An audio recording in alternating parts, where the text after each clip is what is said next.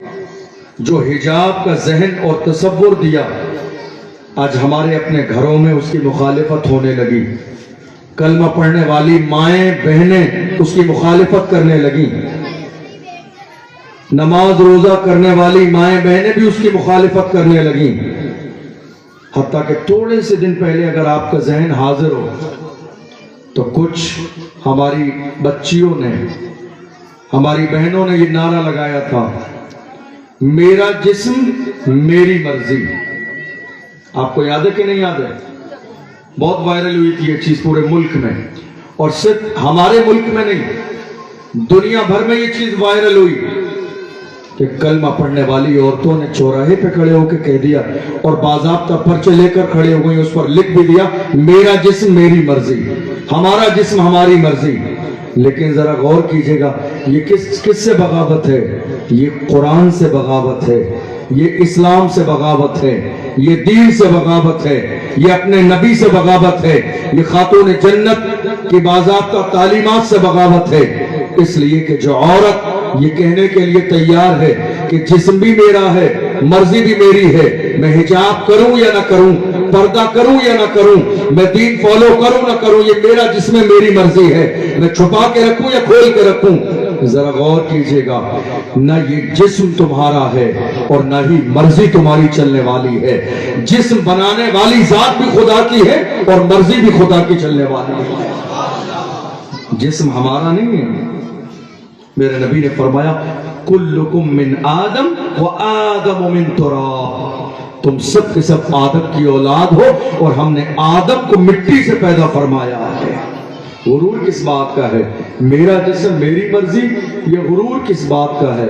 آج حیرت کی بات یہ ہے، بڑے بڑے حسن و جمال والے اس دنیا میں آئے، لیکن کیا ہوا؟ موت کے فرشتے نے ان کے دروازے پہ دستک دی، چلے گئے. تھوڑا سا زمانہ گزرا، قبریں کھلی، انہیں جن گڈھوں میں دبایا گیا تھا وہ گڈھے کھل گئے، جن قبروں میں دفن کیا گیا تھا وہ قبریں بھی کھل گئیں. دنیا نے دیکھا جس حسن و جمال پر ناز کیا جاتا تھا، کیڑے مکوڑے لگے ہوئے کھا رہے ہیں جسم کو، کوئی بچانے والا نہیں، کوئی حفاظت کرنے والا نہیں. یہی تھے نا جو تکبر کے جملے بولتے تھے، یہی تھے نا جو اپنے جسم پر اتراتے تھے، یہی تھے نا جو غرور کر دیتے میرا جسم میری مرضی ہے. غور کیجئے گا، عورت کی عزت اسلام سے پہلے کچھ بھی نہیں تھی. یہ جو آج ہماری ماں اور بہنیں ہمارے گھروں میں عزت کے ساتھ زندگی گزار رہی ہیں، یہ عزت بھی انہیں اسلام نے عطا فرمائی ہے. اسلام سے پہلے کوئی عزت نہیں تھی. پیروں میں پہننے والی جوتی کی تو عزت ہوتی ہے، لیکن حضور کے آنے سے پہلے عورت کی اتنی بھی عزت نہیں تھی. آپ کہو گے وہ کیسے؟ میں تاریخ بتاؤں آپ کو. سیرت ضیاء النبی پڑھیے، علامہ پیر کرم شاہ ظہری کی، اور عرب کے حضور کی آمد سے پہلے کے حالات پڑھیے. آپ جانتے ہیں شادی کیسی کی تھی اس زمانے میں؟ شادی کا حال یہ تھا کہ ایک عورت سے باضابطہ 8 سے 10 مرد شادی کرتے. یہ ظلم تھا اس زمانے کا. ایک شادی اس طرح بھی کی جاتی تھی کہ متعین وقت کے لیے متعین پیسے دے کر کے 1 مہینے کے لیے ہم تمہیں بیوی بنانا چاہتے ہیں، اتنے پیسے دیں گے. مہینہ گزر گیا، ٹھوکر مار کے گھر سے باہر نکال دیا. اتنا برا حال اس زمانے میں عورت کا تھا. جوانی میں شوہر کا انتقال ہو جائے تو اس عورت کو شوہر کے ساتھ ہی زندہ جلا دیا جاتا تھا.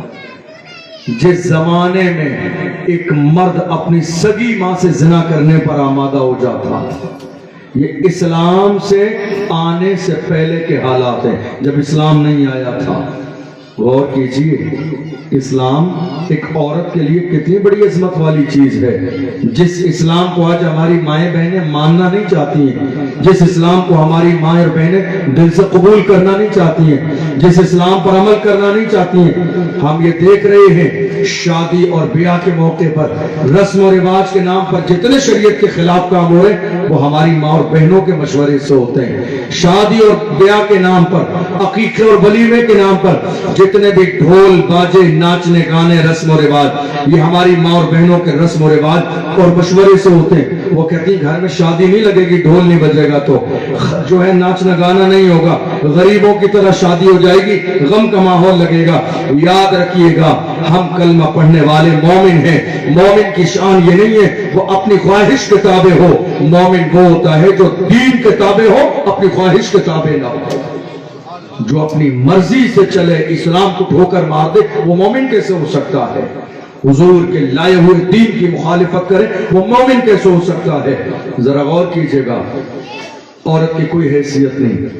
बेटी हुजूर की आमद से पहले गाली थी, गाली उनकी जबान में, कुरान में है वइज़ा बुश्शिरा अहदुहुम बिल उन्सा वल्ल वजहुहु मुस्वद्दुन वहुवा कज़ीम, कि जब उन्हें ये खबर दी जाती कि बेटी हुई है तो उनके चेहरे गम के मारे काले पड़ जाते थे, मुंह छुपाए फिरते थे। किसी ने पूछ लिया क्या बच्चा पैदा हुआ, लड़का या लड़की, तो हम जवाब कैसे देंगे? लेकिन आप गौर कीजिएगा उस जमाने में और इस जमाने में फर्क क्या है। मक्के वाले हमारी माएँ बहनें जरा सा इज्जत के साथ खामोश रह लेंगी तो मुझे लगता है बड़ा अच्छा हो जाएगा। आवाज आ रही है मेरे कानों तक में, मैं जरा डिस्टर्ब हो रहा हूं। उस जमाने में और इस जमाने में फर्क ये है, बच्ची उस जमाने में पैदा होने दी जाती थी। मैं क्या कह रहा हूं, गौर कीजिएगा। उस जमाने में बेटी पैदा होने दी जाती थी और जब वो पैदा हो जाती थी, साल 2 साल 4 साल 6 साल तब जाके उसका बाप किसी बहाने से ले जाके जिंदा जमीन में दफन कर देता। मगर पैदा होने देते थे, दुनिया में आने देते थे। आज का हाल क्या है? जदीद टेक्नोलॉजी के जरिए लोगों को पता चल जाता है माँ के पेट में बेटा है या बेटी। अबॉर्शन के जरिए माँ के पेट ही में मरवा देते हैं। वो लोग पैदा होने देते थे, आज हम कलमा पढ़ने के बावजूद भी बेटियों को पैदा होने ही नहीं दे रहे, माँ के पेट में ही मरवा दे रहे और कह रहे नहीं साहब जिम्मेदारी कौन उठाएगा? अल्लाह का कुरान कहता है वला तक़्तुलू औलादकुम खश्यत इम्लाक़ नहनु नरज़ुक़ुकुम व इय्याहुम औ नहनु नरज़ुक़ुहुम व इय्याकुम। अल्लाह का कुरान कहता है ऐ लोगों, गुर्बत और मुफलिसी के खौफ से औलादों को कत्ल न करो, इसलिए कि रोजी देना तुम्हारा काम नहीं है। जिस तरह हम तुम्हें रोजी देते हैं, तुम्हारी आने वाली बेटियों को भी रिस्क अता फरमाएगा। रिस्क देना तुम्हारा काम नहीं है, रिस्क देना हमारा काम है। कुरान उठा के पढ़िए, 12वां पारा शुरू कीजिए। अल्लाह का कुरान कहता वमा मिन दाब्बतिन फिल अर्द इल्ला अलल्लाहि रिज़्क़ुहा, जमीन में कोई जानवर भी ऐसा नहीं है मगर उसके रिस्क की जिम्मेदारी अल्लाह के जिम्मे करम पर है। आप गौर कीजिए, आप में से बहुत सारे लोगों ने देखा होगा जब जमीन में बोरिंग किया जाता है, बोर जानते हैं, पानी निकालने के लिए, चाहे घर के अंदर हो या खेती के लिए पानी का जो है इंतजाम हो, हम जब जमीन खोदने लगते हैं तकरीबन 100, 150, 200 फीट जब जमीन खोद ली जाती है तो वहां देखते हैं अचानक से एक मेंढक निकलता है 100, 150, 200 फीट मिट्टी के अंदर से। कहां से? यानी नीचे भी मिट्टी है, ऊपर भी मिट्टी है, यानी उसके बैठने की जगह पर इतनी भी मतलब गुंजाइश नहीं है कि वो हरकत कर सके, दबा हुआ मिट्टी में। गौर कीजिए आप, मेंढक के घर की कंडीशन नहीं होती, नीचे मिट्टी ऊपर मिट्टी दाएं बाएं मिट्टी, उसके हिलने की भी जगह नहीं होती है। गौर कीजिए, जैसे आप फावड़ा मार की मिट्टी हटाते हैं वो कूद के दूसरी तरफ जाता है। कभी आपने गौर किया? जिंदगी के लिए हवा की जरूरत भी है, एक जिंदगी के लिए पानी की जरूरत भी है, एक जिंदगी के लिए रिस्क की जरूरत भी है। कौन है जो 200 फीट जमीन के नीचे एक मेंढक तक हवा भी पहुंचाता है, पानी भी पहुंचाता है, खाना भी पहुंचाता है, क्योंकि इसके बगैर किसी इंसान की, किसी जात की जिंदगी का वजूद नहीं। अरे गौर करो, जब बाज़ाब्ता 200 फीट जमीन के नीचे मेरा खुदा हवा पानी रिस्क पहुंचाने पर कादिर है, तो हम तो अशरफुल मखलूकात हैं। क्या हमें रिस्क न मिलेगा? क्या हमें रोजी न मिलेगी? वो जात है मेरे परवरदिगार की, समंदर की मछलियों को समंदर के अंदर रिस्क देता है, समंदर की मछलियों को पानी में रिस्क देता है। व्हील मछली टनों के हिसाब से गोश्त खाती है और रोजाना खाती है, अल्लाह पानी के अंदर उसे रिस्क अता फरमाता है, तो क्या हमें रिस्क न मिलेगा? वमा मिन दाब्बतिन फिल अर्द इल्ला अलल्लाहि रिस्कुहा।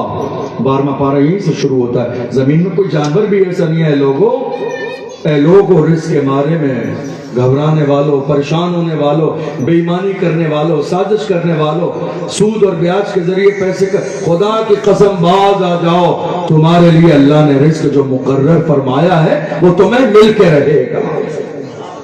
बगदाद में एक बुजुर्ग है, बहुत, जिस तरह ये आपकी गली है तो मेन रोड तो बाहर है, ये बिल्कुल अंदर गली है, बाहर वाले लोगों को पता नहीं चल रहा कि अंदर क्या है। इसी अंदाज में एक बुजुर्ग ने बाज़ाब्ता एक दुकान रखी कपड़े की, अल्लाह वाले हैं। एक शख्स आया और उसने आने के बाद कहा, हजरत आपने इतने अंदर मोहल्ले में दुकान रखी है, बाहर जो लोग गुजरते हैं उन्हें पता ही नहीं चलता है, तो आपके रिस्क का इंतजाम कैसे होगा? कोई आएगा नहीं, दुकान का पता चलेगा नहीं, खरीदारी होगी नहीं, इतने अंदर दुकानें। तो जानते हो उन्होंने कहा, क्या कहा? उन्होंने कहा, क्या रूह निकालने वाला फरिश्ता मेरा रास्ता भूल जाएगा? इतने अंदर रहता हूं, इतने अंदर रहता हूं, क्या रूह निकालने वाला फरिश्ता मेरा रास्ता भूल जाएगा? कहा नहीं। तो फरमाया, रिस्क लाने वाला फरिश्ता मेरा रास्ता कैसे भूल सकता है?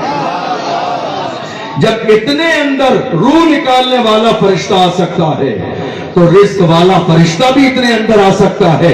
ये वसीला है, कारोबार रिस्क देने वाली अल्लाह की जात है। कुरान ने क्या कहा? वला तक़्तुलू औलादकुम खशियत इमलाक, खबरदार औलाद को कत्ल न करो। आज ये गुनाह हमारे यहाँ आम तौर पर हो रहा है। जब बेटियां पैदा होने वाली होती हैं, बहाने से ले जाके माओ को हॉस्पिटल में डॉक्टर के जरिए पहले ही रिश्वत दे के, दवाई गोली के जरिए या मशीनरी के जरिए अबॉर्शन करा के माँ के पेट में बच्चे मरवा दिए जाते हैं। बेटी है, यार खुदा के बंदो, तुम्हें इस बात का एहसास भी नहीं, तुम जिसे मार रहे हो, जिसके हाथ पैर माँ के पेट में काटे जा रहे हैं आरी के जरिए, तुम्हें एहसास भी नहीं। मेरे नबी ने इरशाद फरमाया, जिस घर में बेटी पैदा होती है उस घर में अल्लाह की रहमतें नाजिल होती है। रहमत है ये। और गौर कीजिए, मेरे नबी ने 4 बेटियां पाली, एक भी नहीं, 4 बेटियां। ज़ैनब, हजरत रुकैया, हजरत उम्मे कुलसूम और सैयदा ज़ाहिदा तैयबा ताहिरा, जान अहमद की राहत पे लाखों सलाम, आका हुसैन की वालिदा खातून जन्नत। 4 बेटियां पाली मेरे नबी। आप जानते हो किस जमाने में? जब बेटियां जिंदा दफन की जाती थी। गौर कीजिए, अल्लाह ने महबूब को बेटे दिए मगर बचपन में उठा लिए। मेरे महबूब, आप बेटे न पालें, आप बेटे पालेंगे तो लोग दलील बना लेंगे बेटा अजीम है।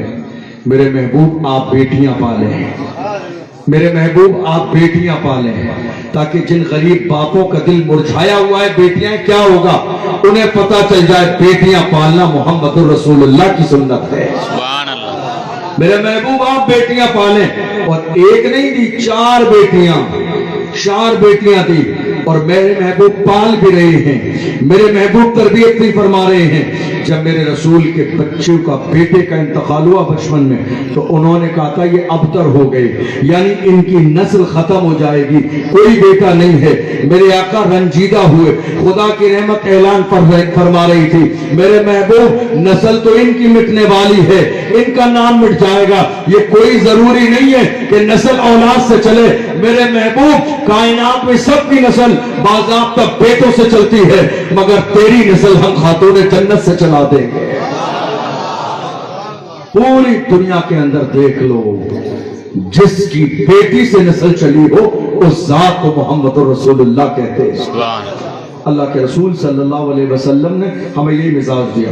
تو حضور کی آمد سے پہلے بیٹیاں زمین میں دفن کی جاتی تھیں.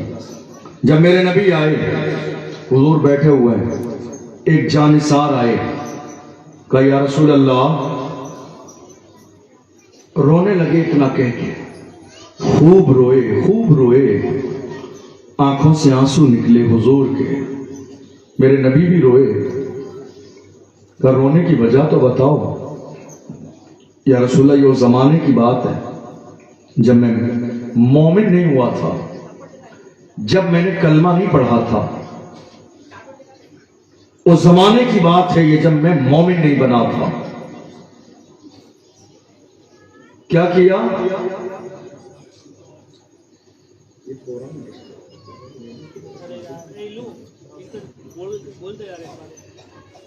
بچے بچوں کو اٹھاتے ادھر سے پاس میں سے, یہ بچے بچوں کو پاس میں تو ان کو اٹھانے ادھر سے. کیا چھوٹے بچوں کو تو پیچھے بھیج دیں, پیچھے بھیج دیں. اللہ کے رسول صلی اللہ علیہ وسلم نے فرمایا رونے کی وجہ کیا ہے؟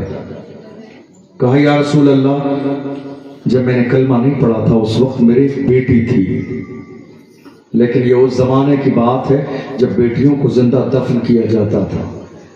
میں نے لے جا کے اپنی بیٹی کو زمین میں زندہ دفن کر دیا. آج میں نے کلمہ پڑھ لیا, مسلمان ہو گیا.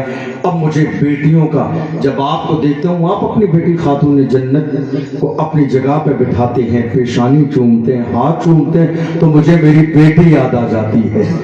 اے کاش کہ میری آج بیٹی زندہ ہوتی. یا رسول اللہ, اس لیے مجھے آج رونا آتا ہے. حضور نے جب یہ سنا کہ اس شخص نے بیٹی کو زمین میں زندہ دفن کیا, اللہ کے محبوب کی آنکھوں میں آنسو آئے. حضور نے فرمایا بلال کہاں ہے؟ بلال آئے.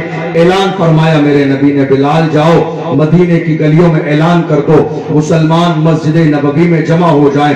بلال نے اعلان کیا, مسلمان دوڑتے ہوئے آئے, مسجد نبوی میں جمع ہوئے.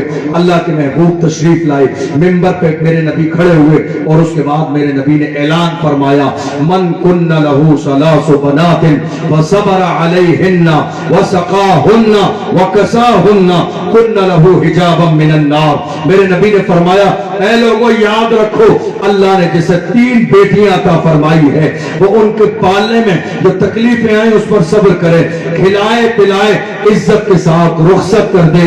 میرے نبی نے فرمایا وہ باپ جنتی ہے. جو زمین میں دفن کر رہے تھے, میرے نبی نے اتنا بڑا آفر دیا تھا کہ آج کے بعد بیٹی زمین میں دفن نہ کی جائے, بیٹیاں زندہ رہیں, بیٹیاں سلامت رہیں, بیٹیوں کی قدر کی جائے. کہا یا رسول اللہ آپ فرماتے ہیں 3 بیٹیاں ہوں, 3 نہ ہو تو 2 ہی ہوں. فرمایا تمہارا دل دیکھا جائے گا, جاؤ اگر 2 کے ساتھ اچھا سلوک کرو گے اللہ تمہیں پھر بھی جنت عطا فرمائے گا. یا رسول اللہ 1 ہی ہو؟ کہ 1 بھی اگر ہوگی تب بھی اللہ تمہیں جنت عطا فرمائے گا. ایک سوال یہاں تک حضور سے کیا گیا, یا رسول اللہ بیٹی ہی نہ ہو تو کیا جنت نہیں ملے گی؟ فرمایا بیٹی نہ ہو تو دوسرے کی بیٹی کو اپنی بیٹی سمجھ کے محبت کرے, وہ شخص بھی جنتی ہے. یہاں ذرا رک کے سوچئے گا آج کیا حال ہے ہمارا. ہمارا حال یہ دوسرے کی بیٹی کو اپنی بیٹی سمجھ کر محبت کریں تو میرے نبی جنت کی بشارت دے رہے ہیں. کیا ہم دوسرے کی بیٹی کو اپنی بیٹی سمجھ رہے ہیں؟ نہیں. 2 خاندانوں میں لڑائی ہو, یا بلکہ خاندان مت کہ یہ 2 گھروں میں پڑوسیوں میں لڑائی ہو, اور ایک کے گھر میں جوان بیٹی ہے, جب رشتہ آتا ہے نا تو جن سے لڑائی ہے وہ پہلے ہی کہہ دیتے ہیں کس نے خبر دی تھی تمہیں اس رشتے کی؟ ارے آنے سے پہلے ذرا ہم سے مشورہ کر لیا ہوتا. تمہیں خبر ہے اس لڑکی کے بارے میں؟ لوگ کیسے, کبھی تحقیق کی تم نے؟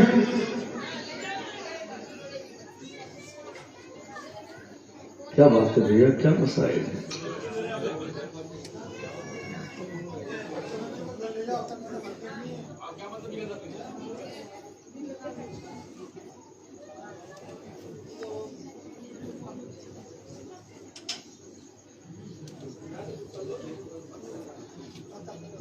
آپ لوگوں نے اتنی محنت سے یہ پروگرام کیا اور آپ ہی لوگ خراب کر رہے ہیں سب, یہ تو اچھی بات نہیں ہے.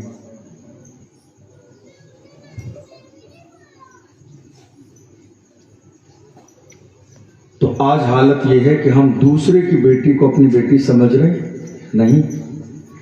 صرف دو گھروں میں ذرا سی لڑائی ہو جائے, سامنے والے کے گھر میں جوان بیٹی ہے, آنے دیجئے رشتہ, لوگ کہہ دیتے ہیں کس نے بات کرائی رشتے کی, آنے سے پہلے ہم سے پوچھ تو لیا ہوتا, لڑکی کی چھان بین کر لی تم نے.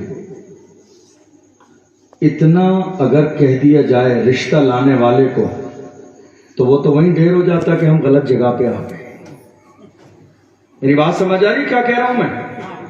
حرام ہے یہ, حرام جرم ہے, گناہ کبیرہ, کسی کی بیٹی کے ساتھ اس کی دہلیز پر آنے والی خوشیوں کو واپس کر دیں. گناہ ہے یہ, جرم عظیم ہے. آج ہم ذرا سی لڑائی, ہمارے دل اتنے تنگ ہو گئے, ہمارا ظرف اتنا کمزور ہو گیا, ہم نے دنیا دار کا کلمہ نہیں مدینے کے تاجدار کا کلمہ پڑھا ہے.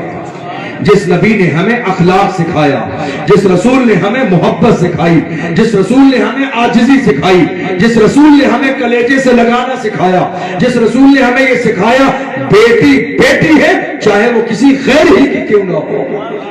بیٹیوں کا خون کرنے کی کوشش نہ کرو اور نہ ہی ان کی خوشیوں کا خون کرنے کی کوشش کرو, نہ ان کے ارمانوں کے جنازے نکالو. تمہاری دشمنی تم سے ہے, آپس میں نبھاؤ. یاد رکھو کسی غریب کی بیٹی کے ساتھ اس کے دامن کو داغدار کرو گے, بے عزت کر دو گے, تمہیں کیا لگتا ہے وقت تو گزر ہی جاتا ہے, لیکن یاد رکھنا کما تدین تدان, حدیث کا فرمان ہے تم جیسا کرو گے ویسا ہی تمہارے ساتھ کیا جائے گا. گناہ کرنے سے ڈرو اس لیے کہ اللہ سب دیکھنے والا ہے, برائی کرنے سے ڈرو اس لیے کہ خدا دیکھنے والا ہے, ظلم کرنے سے ڈرو اس لیے کہ خدا دیکھنے والا ہے, غیبت کرنے سے بچو اس لیے کہ خدا دیکھنے والا ہے, کسی کی بیٹی کا رشتہ توڑوانے سے بچو اس لیے کہ خدا دیکھنے والا ہے. تم نے دیکھا نہیں, ہم نے دیکھا ہے اپنی زندگی میں. حضرت سے پوچھئے, انہوں نے دیکھا ہے. سید صاحب قبلہ سے پوچھئے, آج کتنے لوگ ہمارے پاس آتے ہیں, حضرت گھر میں مریض چل کے دعا کر دیں, جا کے دیکھ رہے ہیں مریض کا حال یہ ہے, نلکی لگی ہوئی ہے, زبان بند ہے, گلا بند ہو گیا, گلے کی پائپ لائن خراب ہو چکی ہے, باضابطہ کچھ پہنچانے کے لیے جس میں پیٹ کے ذریعے پیٹ کو کاٹ کر نلکی ڈالی گئی ہے, لکوڈ پہنچایا جا رہا ہے بندے کو زندہ رکھنے کے لیے. کون ہے یہ بندہ, اس کا منہ کام کیوں نہیں کرتا, زبان کام کیوں نہیں کرتی, اس کا گلا بند کیوں ہو گیا؟ لوگوں نے بتایا زندگی میں یہ غیبت کیا کرتا تھا, غلط زبان کا استعمال کرتا تھا, عالموں کی توہین کرتا تھا, سید زادوں کو گالیاں دیتا تھا, بڑوں کا احترام نہیں کرتا تھا, بیٹیوں کو بری نظر سے دیکھتا تھا, اپنی زبان کا غلط استعمال کرتا تھا, جس کے لیے جو جملے اس کی زبان پر آتے تھے احترام نہیں کرتا تھا, چھوٹا ہے یا بڑا. آج اس کو منہ کا کینسر ہو چکا ہے, گلے کا کینسر ہو چکا ہے, 6 مہینے ہو گئے, گلے کا پائپ بند ہو گیا ہے, زبان بند ہو گئی ہے, منہ کھلتا نہیں ہے, پانی بھی اگر ڈالا جاتا ہے واپس نکل جاتا ہے. غور کرو خدا کے بندو, یاد رکھو خدا زبان دینے والا ہے تو دے کے واپس لینا بھی جانتا ہے, وہ عزت دینا جانتا ہے تو دے کے واپس لینا بھی جانتا ہے, وہ شان دینا جانتا ہے تو لے کے واپس لینا بھی جانتا ہے, وہ زمین دینا جانتا ہے تو زمین لے کے واپس دینا بھی جانتا ہے. یاد رکھو عزت کرو گے تو عزت کی جائے گی, عزت نہیں کرو گے تو ذلیل و رسوا کر دیا جائے گا. بلکہ ایک سمجھدار انسان نے تو یہاں تک کہا نادان کو اس بات کا بالکل نہیں پتا, وَتُعِزُّ مَن تَشَاءُ وَتُذِلُّ مَن تَشَاءُ. عزت خدا دیتا ہے لیکن انسان کی زندگی کے اعمال, قرآن کہتا ہے فَمَن يَعْمَلْ مِثْقَالَ ذَرَّةٍ شَرًّا يَرَهُ وَمَن يَعْمَلْ مِثْقَالَ ذَرَّةٍ خَيْرًا يَرَهُ. اگر ذرے کے برابر اچھائی کرتے ہو اللہ وہ بھی دیکھتا ہے, اس کا بدلہ دے گا, اور اگر ذرے کے برابر برائی کرتے ہو تو خدا اس کو بھی دیکھنے والا ہے, اس کا بھی بدلہ دے گا. ذرہ جانتے ہیں آپ, یہ ریتی ہوتی ہے, ریتی ہوتی ہے, اس کے ذرہ اتنا چھوٹا ہوتا ہے نا جس کو ہم پکڑ بھی نہیں سکتے. ایک ذرے کو, ایک ذرہ ریتی کا ہم پکڑ بھی نہیں سکتے, اس کو ہمارے ہاتھ میں نہیں آئے گا, ہم اس کو شمار ہی نہیں کر پائیں گے. مگر اللہ کا قرآن کہتا ہے خدا اس کا برابر بھی اگر نیکی ہو یا برائی ہو اللہ اس کا بھی بدلہ دیتا ہے. غور کرو ہم کیا کر رہے ہیں, غریب کی بیٹی پہ الزام لگا رہے ہیں, اس کا رشتہ توڑوا رہے ہیں, اس کی شادی خراب کرا رہے ہیں. آپ یقین جانیے میں ممبر رسول پر بیٹھا ہوں, ہم نے کتنے رشتے ٹوٹتے ایسے بھی دیکھے کہ عین شادی کے کارڈ بھی چھاپ کر بانٹ دیے گئے, پھر محلے والوں نے دشمنی نبھا کے کسی غریب کی بیٹی کے دامن پہ داغ لگا دیا. وہ انتظار میں ہے بارات آنے والی ہے, مگر بارات کیا خوشیاں اس کی دہلیز پہ آنے سے پہلے ہی واپس چلی گئی. مسلمانوں کے دل اتنے تنگ ہو گئے. غور کرو میرے رسول نے کیا فرمایا, جو دوسری کی بیٹی کو اپنی بیٹی سمجھ کے محبت کرے گا وہ شخص بھی جنتی ہے. اتنا بڑا مجزہ, اتنی بڑی خوشخبری, اتنی بڑی نعمت اللہ نے محبوب کے صدقے میں ہمیں اور آپ کو عطا فرمائی. اللہ کے رسول صلی اللہ علیہ وسلم اس دنیا میں آئے. غور کیجئے حضور کے آنے کا انداز کیا تھا. میرے نبی یتیم بن کر آئے. کیا بن کر آئے؟ حضور کے آنے سے پہلے اللہ نے آپ کے والد کو اٹھایا, آ جانے کے بعد آپ کی ماں کو اٹھا لیا, دادا عبد المطلب نے کفالت میں لیا, ذمہ داری سنبھالی, انہیں بھی اٹھا لیا. چچا ابو طالب نے ذمہ داری اٹھا لی, انہیں بھی اٹھا لیا. ذرا غور کیجئے محبوب کو یتیم کیوں رکھا جا رہا ہے؟ دراصل بات یہ ہے حضور کی آمد سے پہلے یتیموں نے خدا کی بارگاہ میں دعا کی تھی, اے اللہ کسی کو بھیج دے جس کے دل میں ہمارے لیے درد ہو. یتیموں کی دعا کو اللہ نے قبول فرمایا اور محبوب کو یتیم ہی بنا کر بھیجا, اس لیے کہ جو جس پریشانی سے گزر جاتا ہے وہ اس تکلیف کو بہتر جانتا ہے. میرے آقا یتیم بن کر آ رہے ہیں, محبوب یتیم بنا کر اس لیے بھیجا یتیموں کی زندگی گزارو گے تو یتیموں کی تکلیف تمہیں بہتر سمجھ میں آئے گی, یتیموں کا درد تمہیں بہتر سمجھ میں آئے گا. یتیموں کے چکر جو تمہارے دروازے پہ لگیں گے تم خود اس مرحلے سے گزر چکے ہوگے. ذرا غور تو کرو, مصر کی سرزمین پر جب قحط سالی کا دور آیا حضرت یوسف علیہ السلام پیٹ بھر کے کھانا نہیں کھاتے تھے. لوگوں نے کہا حضور پیٹ بھر کے کھانا کیوں نہیں کھاتے ہیں؟ فرمایا میں عزیز مصر ہوں, میں پیٹ بھر کا کھانا کھانے لگوں تو مجھے کیسے احساس ہوگا کہ جو میری رعایا ہے وہ کن پریشانیوں سے گزر رہی ہے. میں بھوکا اس لیے رہتا ہوں تاکہ بھوکوں کی تکلیف کا مجھے احساس ہو جائے. اللہ کے محبوب صلی اللہ علیہ وسلم کو اس دار فانی میں بھیجا. اس زمانے میں یہ انداز تھا کہ عرب کے بچوں کو دوسری دائیاں دودھ پلاتی تھی.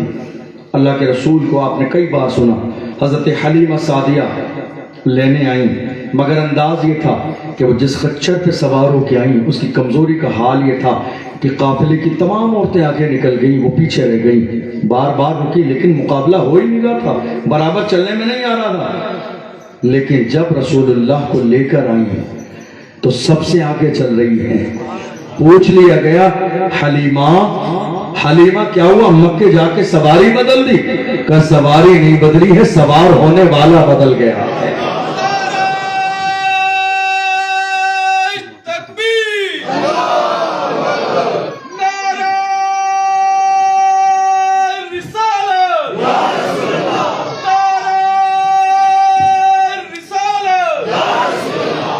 اللہ کے رسول صلی اللہ علیہ وسلم کی آمد سے پہلے قحط سالی کا دور تھا.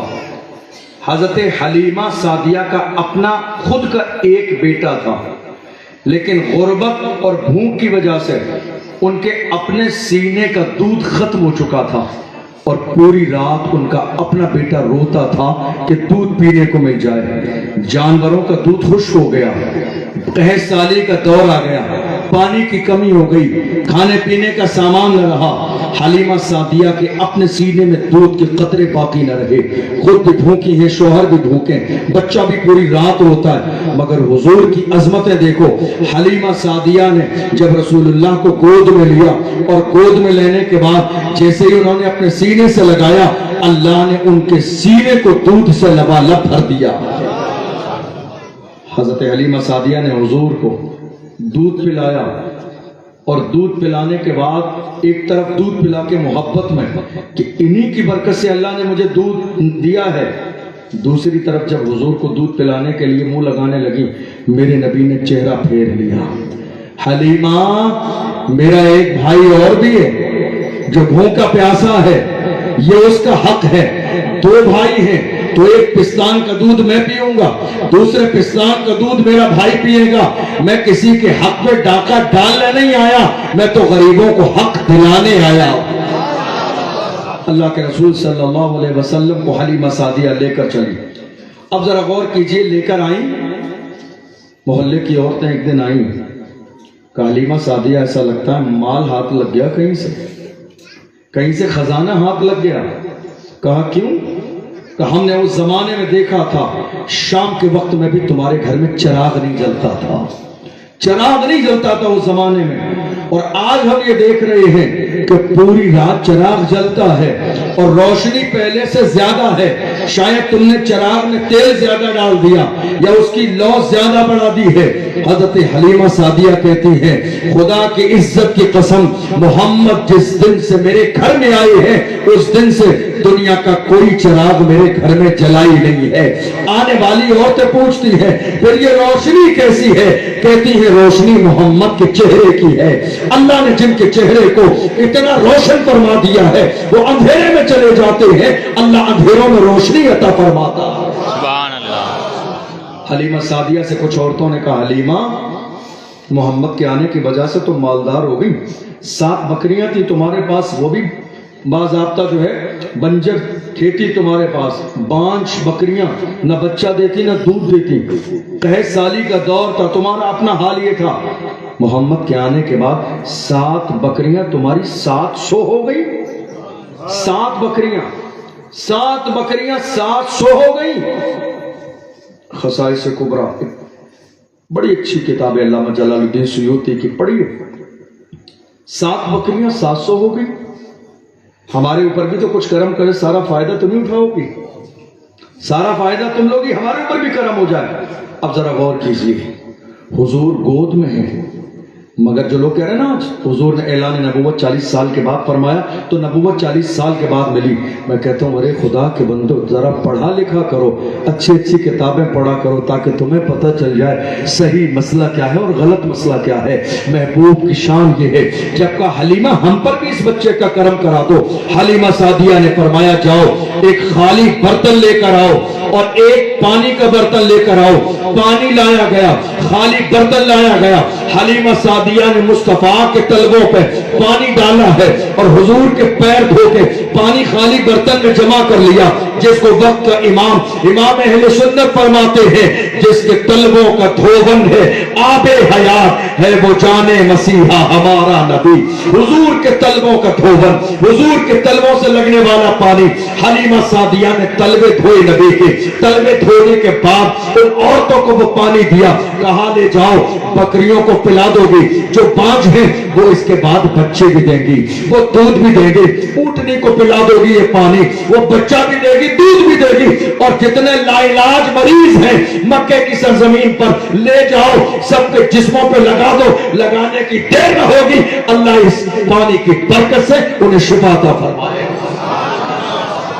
حضور کے طلبوں کا پانی، طلبوں کا دھوون، یہ کب کی بات بتا رہا ہوں، جب میرے نبی گود میں چند مہینے کے، حضرت عباس حضور کے چچا حضور کے پاس آئے کہ یا رسول اللہ میں نے بچپن میں آپ کو دیکھا، آپ پالنے میں جھول رہے تھے، مگر میری نظر آسمان پر پڑ گئی تو میں نے دیکھا چاند ایک جگہ رہتا ہے، اس کا نظام ہے قدرت نے جو سیٹ کیا ہے، مگر میں نے دیکھا چاند کبھی ادھر جاتا ہے کبھی ادھر جاتا ہے، کبھی ادھر جاتا ہے کبھی ادھر، میں حیران ہو گیا یہ کیا ہو رہا ہے، لیکن میں نے دیکھا پالنے میں آپ لیٹے ہیں اور آپ کی انگلی اٹھی ہے اور آپ کی انگلی جدھر جدھر جاتی ہے آسمان کا چاند ادھر ادھر جاتا ہے، جدھر جدھر آپ کی انگلی جاتی ہے آسمان کا چاند ادھر ادھر جاتا ہے۔ امام اہل سنت فرماتے ہیں چاند جھک جاتا جدھر انگلی اٹھاتے مہد میں، کیا ہی چلتا تھا اشاروں پر کھلونا نور کا، سبحان اللہ، کیا ہی چلتا تھا इशारों पर खिलौना नूर का। हम अपने बच्चों को खिलौना अपनी हैसियत से देते हैं, अल्लाह ने महबूब को खिलौना महबूब की शान देकर अता फरमाया। वो चांद जो कायनात को रोशन करता है, वो चांद जो कायनात को मुनव्वर करता है। अल्लाह अकबर। अल्लाह के महबूब सल्लल्लाहु अलैहि वसल्लम को अल्लाह ने क्या शान अता फरमाई। हलीमा सादिया की बकरियां चरने के लिए जाती हैं, मोहल्ले की और भी बकरियां चरने के लिए जाती। अब वो लोग कहते बकरियां वहीं चराया करो जहां हलीमा की बकरियां चरती हैं, उसी जगह पे। लोग कहते नहीं उसी जगह चराते, मगर पता नहीं क्या बात है, उनकी बकरियों का हाल ये है कि ऐसा लगता है जिस्म फट जाएगा, इतनी उनके जिस्म पर चर्बी हो गई।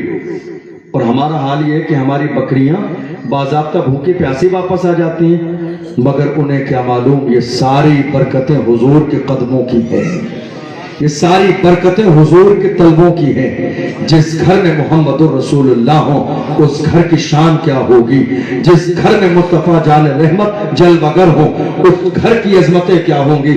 जरा गौर करते चलिए, अल्लाह ने अपने महबूब को बचपन में वो मकाम अता फरमाया, दुनिया आज भी देखकर और पढ़कर हैरान है।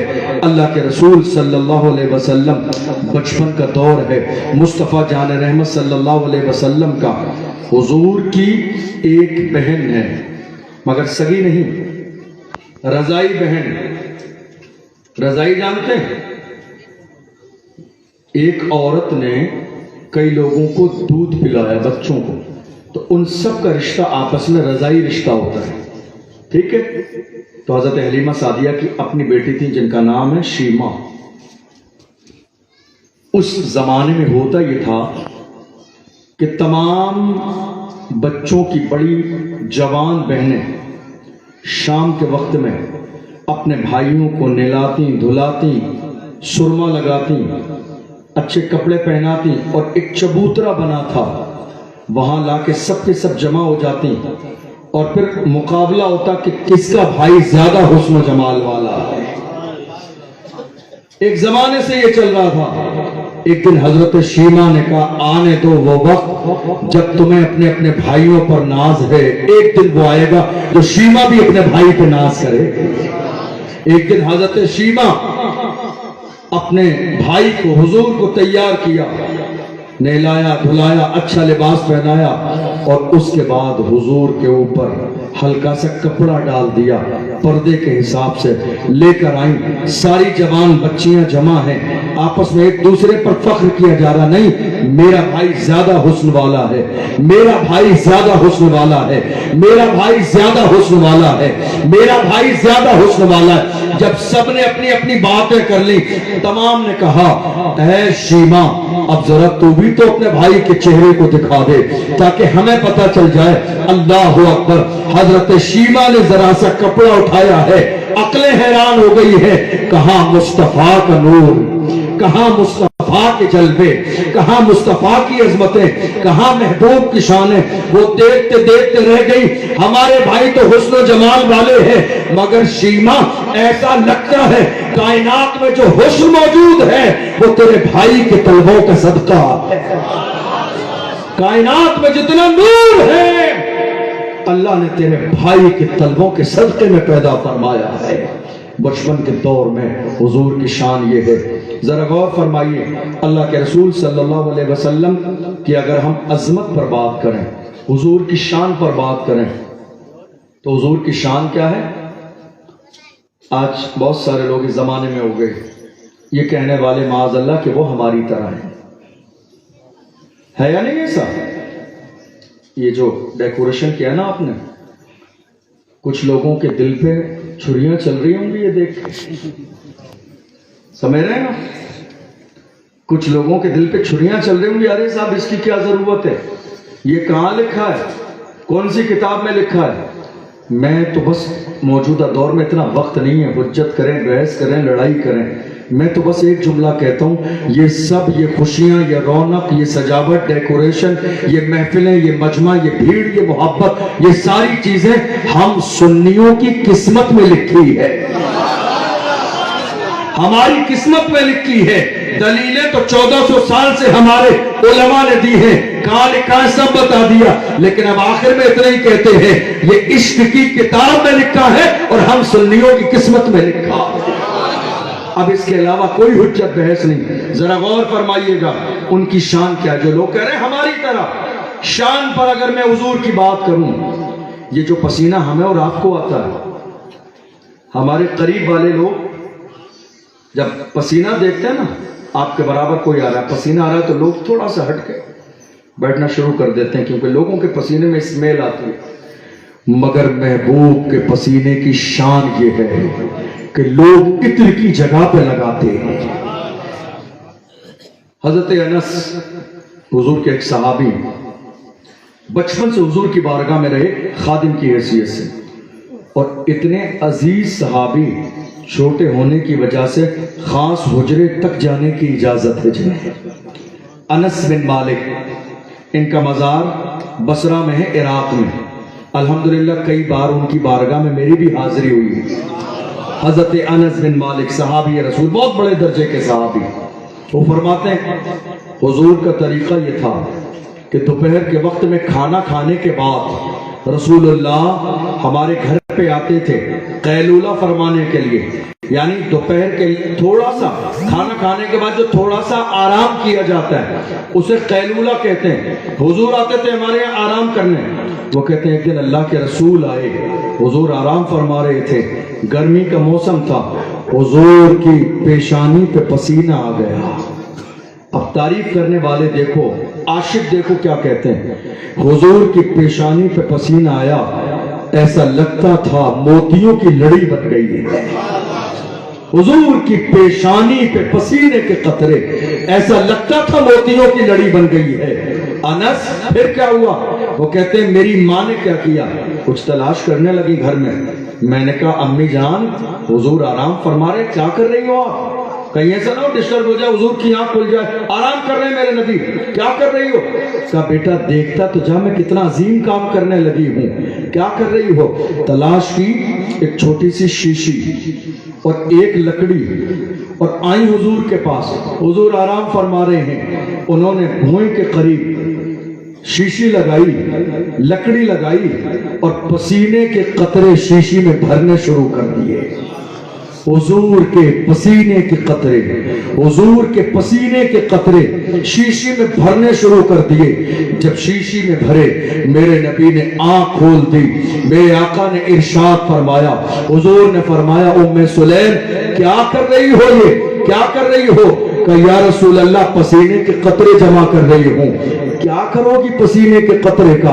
یا رسول اللہ مدینے میں غریب بچیوں کی شادیاں ہوتی ہے، ان کے کپڑوں پہ جسموں پہ لگانے کے لیے غریبی کی وجہ سے کوئی عطر نہیں ہوتا ہے، میں آپ کے پسینے کو شیشی میں جمع اس لیے کر رہی ہوں، آج کے بعد مدینے کی گلی میں کسی کی شادی ہوگی تو آپ کے پسینے کے قطرے مسل کر اس کے جسم پہ لگا دوں گی، اس کا جسم مہکے گا، گھر مہکے گا، خاندان مہکے گا، اس کی نسلیں مہکے گی۔ ارے جس کے پسینے کی شان یہ ہو، غور کرو اس کی ذات کتنی عظیم ہو۔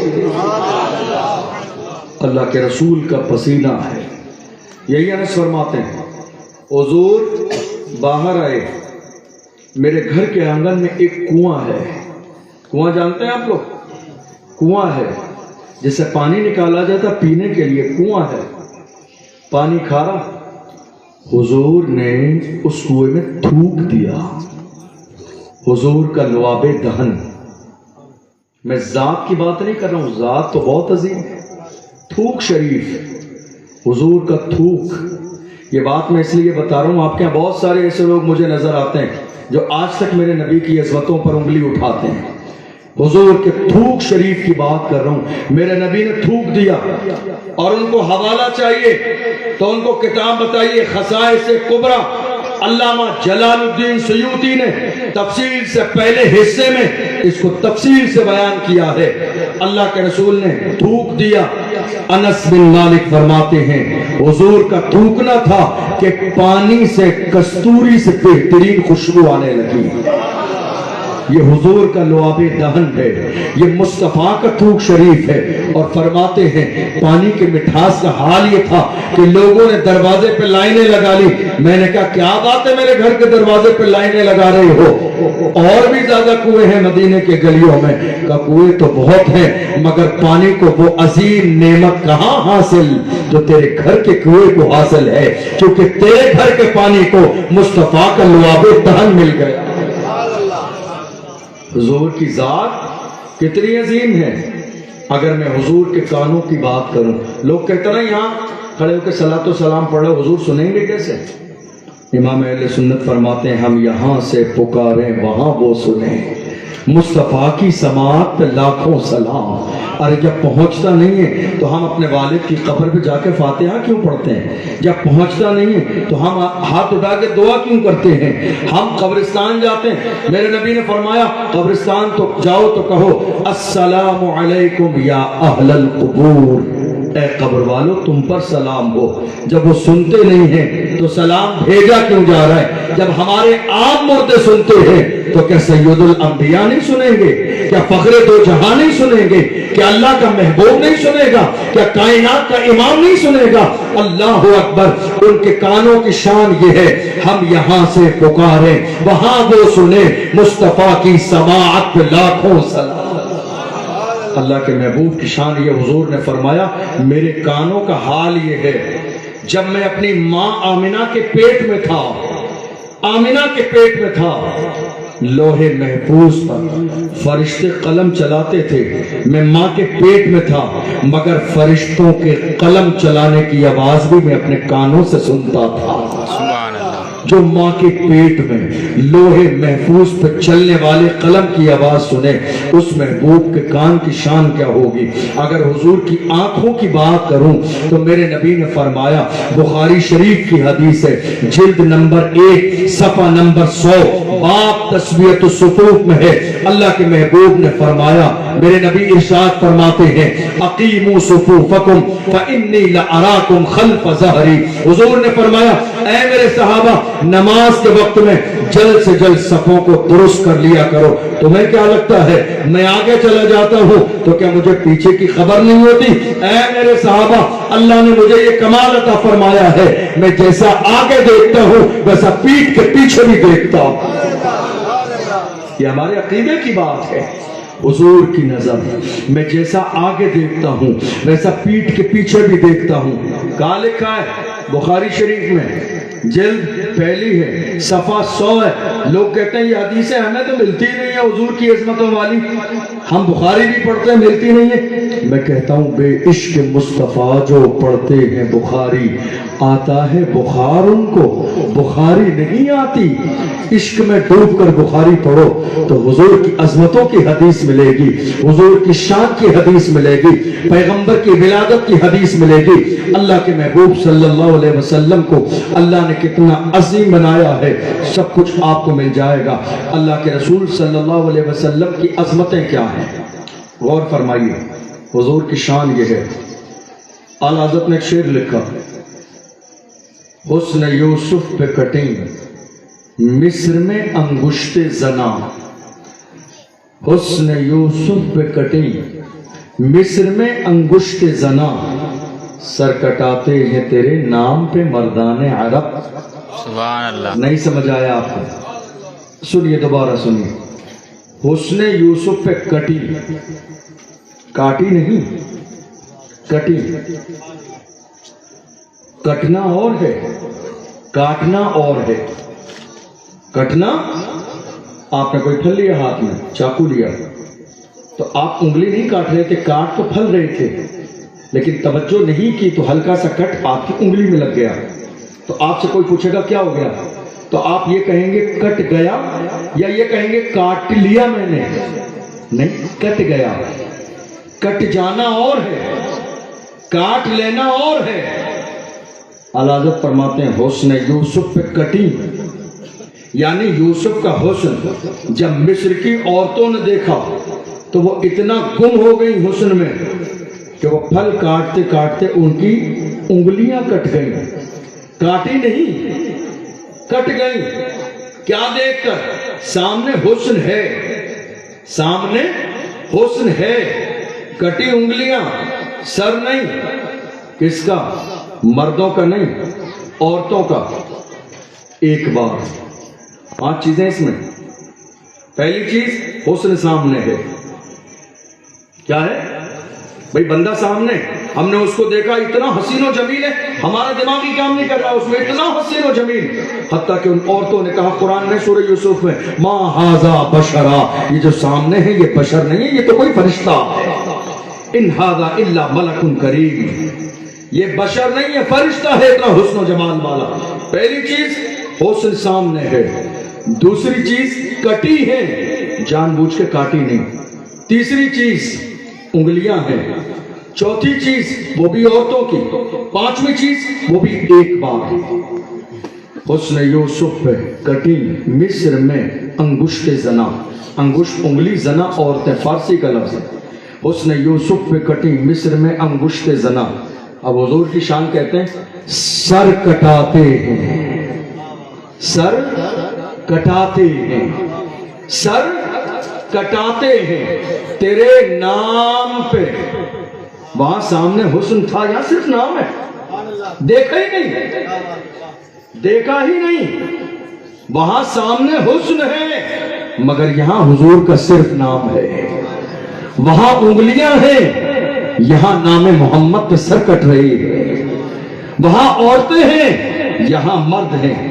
वहां एक बार कटी और यहां कटाते हैं, सर कटाते हैं तेरे नाम पे मर्दान अरब। या रसूलल्लाह, आपकी शान ये है, आपके गुलाम जब मैदान में आते हैं तो पूरी दुनिया की आंखों में आंखें डाल के कहते हैं, नबी का हुक्म हो तो कूद जाएं हम समंदर में, जहां को महक कर दे नारे अल्लाहु अकबर से कि मोहम्मद से वफा, तूने तो हम तेरे हैं। ये जहां चीज है क्या, लौह कलम तेरे हैं। कुव्वते इश्क से हर पस्त को बाला कर दे, दहर में इसमें मोहम्मद से उजाला कर दे।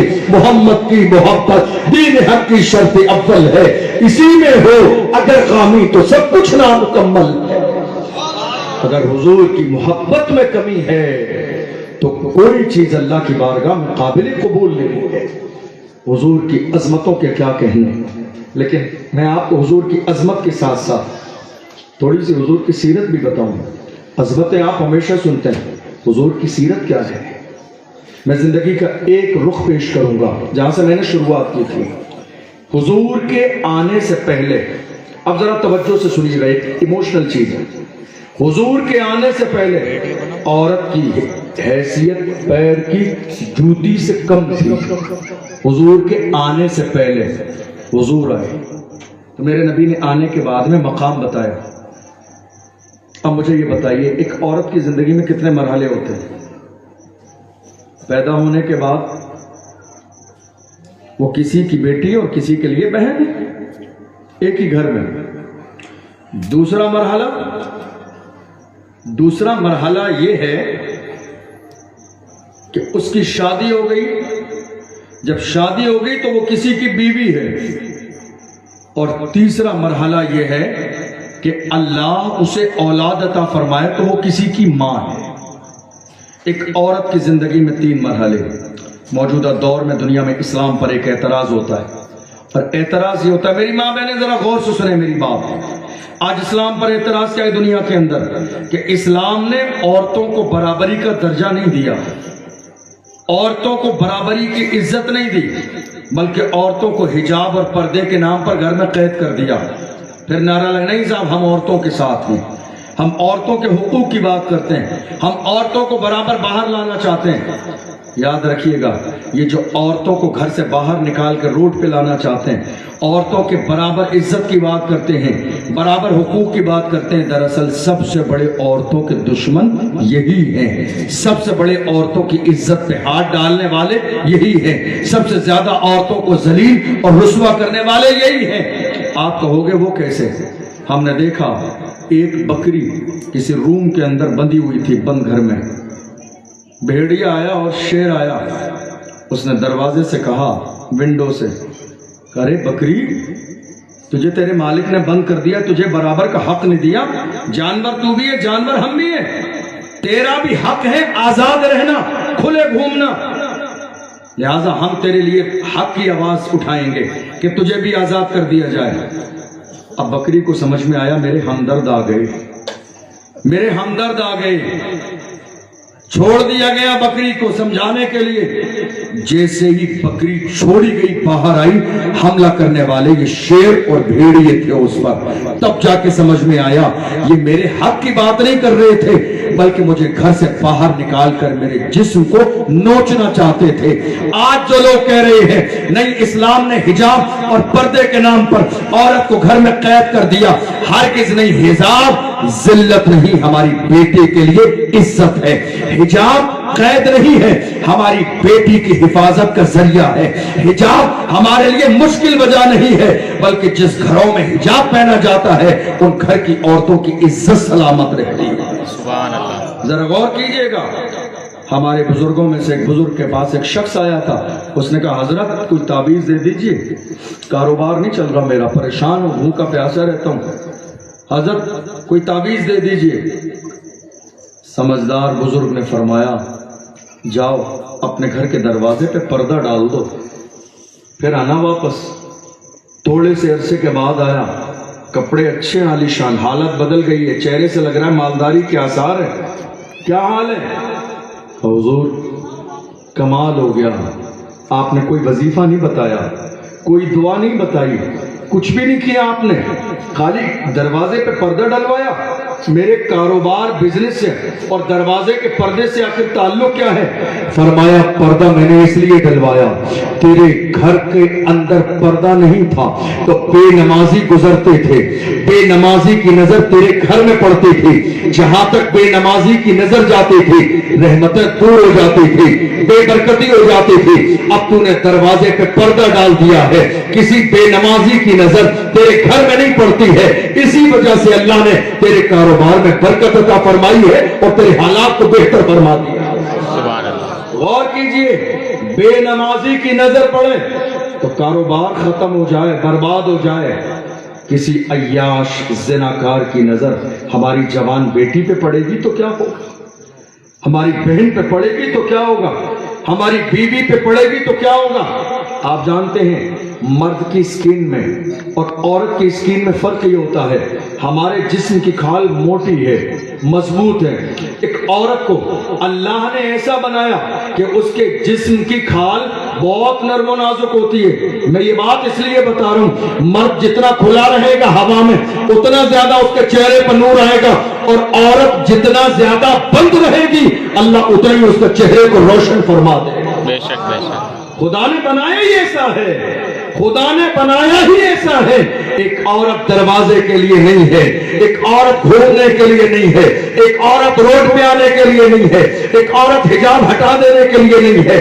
عورت ہماری زندگی کا سب سے بڑا خزانہ ہے. خزانہ روڈ پہ نہیں لایا جاتا ہے, خزانہ چھپایا جاتا ہے, خزانہ اندر رکھا جاتا ہے. میرے نبی نے یہی مزاج دیا, اے لوگوں گھر کی بیٹی کو, اپنی بیوی کو, ماں کو عزت کے ساتھ پردے میں رکھو تاکہ کسی بھیڑیے کی نظر نہ پڑے, کسی پرندے کی نظر نہ پڑے, کسی زناکار کی نظر نہ پڑے, کسی جواری کی نظر نہ پڑے, کسی شراب خور کی نظر نہ پڑے, کسی بدکار انسان کی نظر نہ پڑے. جب تک تمہارے گھر کی بیٹیاں اور تمہاری بیویاں بری نظر سے محفوظ رہیں گی اللہ ان کی نسل سے نیک بندے پیدا فرماتا رہے گا.